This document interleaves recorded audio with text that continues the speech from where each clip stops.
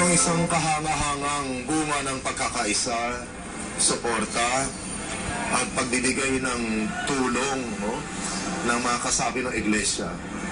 Isipin natin sa laki, pinakamalaki sa buong mundo na isang domed arena. No?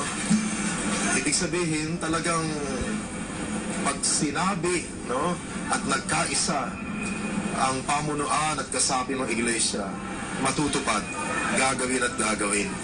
Kung isipin ko yung Philippine Arena ay ilang simbahang Katoliko na yun, ano? Kami pagka magpapagawa ay magpapabingo, mag-racing.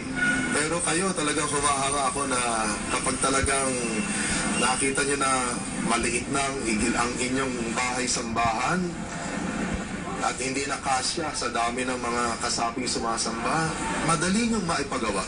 No? Kaya talagang kahanga-hanga ang inyong pagkakaisa at suportang pinapakita sa inyong iglesia. Salamat po.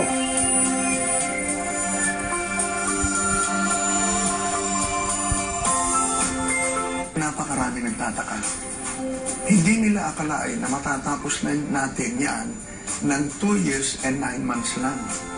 Pati yung mga kontraktor na kinuha natin diyan, hindi sila makapaniwala kung paano umabot yan sa sentenaryo na iglesia. Iisa ang ating sagot. Yan ay awa ng ating Panginoon Diyos. Gusto niya na salubungin natin ang 100 taon na iglesia na maluwalhati na iglesia.